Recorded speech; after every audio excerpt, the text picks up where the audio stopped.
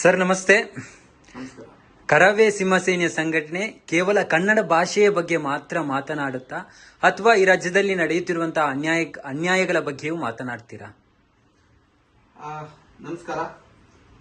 ಕರ್ನಾಟಕ ರಕ್ಷಣಾ ವೇದಿಕೆ ಸಿಂಹಸೈನ್ಯ ಸಂಘಟನೆ ಮೊದಲನೇ ಆದ್ಯತೆಯನ್ನ ನಮ್ಮ ಭಾಷೆ, ನಾಡು, ನುಡಿ, ನೆಲ, ಜಲ, ಭಾಷೆ ಅಂತ ಬಂದಾಗ ಭಾಷೆಯೂ ಕೂಡ ಉಳಿಸ್ಕೋಬೇಕಾಗಿರೋ ನಮ್ಮ ಕರ್ತವ್ಯ. ಅದರ ಜೊತೆಯಲ್ಲಿ ನಾಡು, ನುಡಿ ರಕ್ಷಣೆ, ನಮ್ಮ ಕರ್ನಾಟಕ ರಕ್ಷಣಾ ವೇದಿಕೆ ಅಂತ ಒಂದು ಹೆಸರು ಬಂದಿದ ತಕ್ಷಣನೇ ಕರ್ನಾಟಕವನ್ನು ರಕ್ಷಣೆ ಮಾಡ್ಬೇಕು ನಾವು.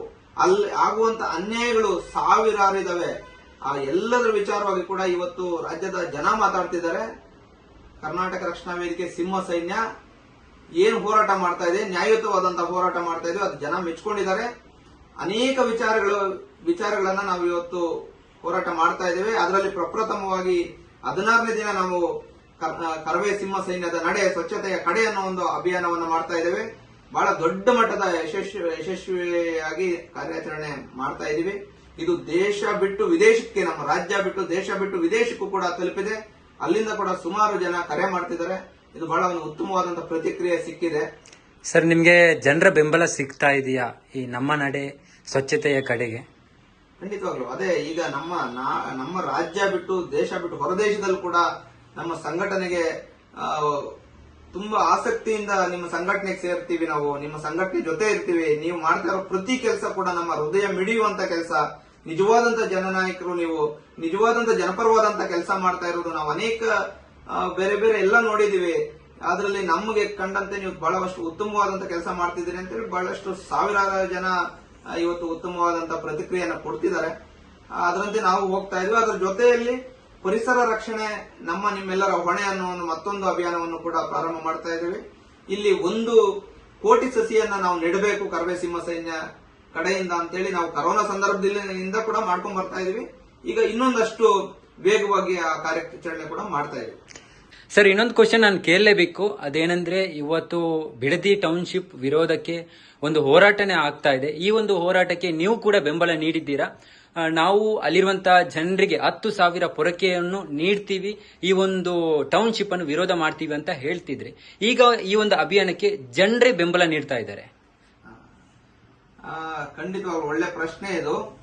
ನಾನು ಒಬ್ಬ ಸಾಮಾನ್ಯ ಕುಟುಂಬದಿಂದ, ಬಡ ಕುಟುಂಬದಿಂದ, ರೈತ ಕುಟುಂಬದಿಂದ ಬಂದಂತಹ ಒಬ್ಬ ಹೋರಾಟಗಾರ. ನಾನಿವತ್ತು ರೈತರ ಪರವಾಗಿ ಇವತ್ತು ರಾಜ್ಯ ಸರ್ಕಾರ ಏನು ಒಂದು ಆದೇಶವನ್ನು ಮಾಡಿ ಬಿಡದಿ ಟೌನ್ಶಿಪ್ ಅನ್ನ ಮಾಡೇ ಮಾಡ್ತೀವಿ ಅಂತ ನಮ್ಮ ಮುಖ್ಯಮಂತ್ರಿಗಳು ಪಣ ತೊಟ್ಟಿದ್ದಾರೆ. ಮತ್ತೆ ಅವ್ರು ಏನು ಹೊಡೆದ್ರೆ ಒಂದು ಡೇಟ್ ಹೊಡಿಬೋದಾ, ಏನ್ ಮಾಡ್ಲಿಕ್ಕೆ ಸಾಧ್ಯ ರೈತರು ಅನ್ನುವಂತಹ ಧೋರಣೆ ಇದೆಯಲ್ಲ, ಅದನ್ನ ಖಂಡಿಸಿ ನಾವು ಒಂದು 15-20 ದಿನಗಳಿಂದ ನಾವು ಒಂದು ಕರೆಯನ್ನ ಕೊಟ್ಟಿದ್ವಿ. ಬಿಡದಿ ಟೌನ್ಶಿಪ್ ವಿಚಾರವಾಗಿ ಏನಾದ್ರೂ ಅಧಿಕಾರಿಗಳು ಬಂದು ಇಲ್ಲ ಸರ್ಕಾರ ಬಂದು ಅಲ್ಲಿ ನಿಮ್ಮ ಭೂಮಿಯನ್ನ ಕಸಿದುಕೊಳ್ಳುವ ಪ್ರಯತ್ನ ಮಾಡಿದ್ರೆ ಕರವೇ ಸಿಂಹ ಸೈನ್ಯದ ಕಡೆಯಿಂದ 10,000 ಪರಕೆ, 10,000 ವನಿಕೆಯನ್ನು ಕೊಡ್ತೀವಿ ಅಂತ ಹೇಳಿದ್ದು ಪ್ರಪ್ರಥಮವಾಗಿ ಇಡೀ ರಾಜ್ಯದಲ್ಲ ದೇಶದಲ್ಲೇ ಪ್ರಪ್ರಥಮವಾಗಿ ಇಂಥ ಒಂದು ಐತಿಹಾಸಿಕ ಹೇಳಿಕೆಯನ್ನು ಕೊಟ್ಟಿದ್ದಂಥದ್ದು.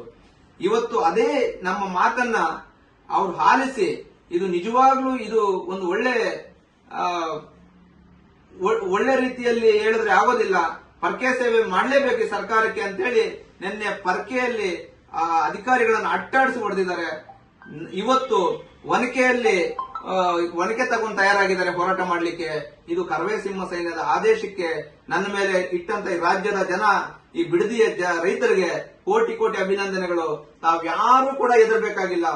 ನಾವು ಇದೇ ವಾರದ ಕೊನೆಯಲ್ಲೇ ನಾವು ನಿಮ್ಮ ಹೋರಾಟಕ್ಕೆ ಒಂದು ದೊಡ್ಡ ಮಟ್ಟದ ಸಹಕಾರವನ್ನು ಕೊಡ್ತೀವಿ. ನೀವ್ಯಾರು ಹೆದರ್ಬೇಕಾಗಿಲ್ಲ. ನಮ್ಮ ಆಸ್ತಿ ನಮ್ಗೆ ದಕ್ಕಬೇಕು. ಯಾರಪ್ಪನ ಮನೆ ಆಸ್ತಿ ಅಲ್ಲ, DK ಶಿವಕುಮಾರ್ ಅವ್ರ ಮನೆ ಆಸ್ತಿ ಅಲ್ಲ, ಯಾವ ರಾಜಕಾರಣಿ ಆಸ್ತಿ ಅಲ್ಲ. ನಮ್ಮ ಭೂಮಿ ನಮಗ್ ದಕ್ಕಬೇಕು. ಯಾವನಿಗೂ ಬಿಟ್ಕೊಡುವಂತ ಮಾತಿಲ್ಲ. ನಿಮ್ ಪರವಾಗಿ ಕರವೇ ಸಿಂಹ ಸೈನ್ಯ ಸಂಘಟನೆ ಸದಾ ನಿಮ್ ಜೊತೆಯಲ್ಲಿ ಇರುತ್ತೆ ಅಂತ ಈ ಮೂಲಕ ನಾನು ನಿಮ್ಗೆ ಹೇಳಲಿಕ್ಕೆ ಬಯಸ್ತೇನೆ.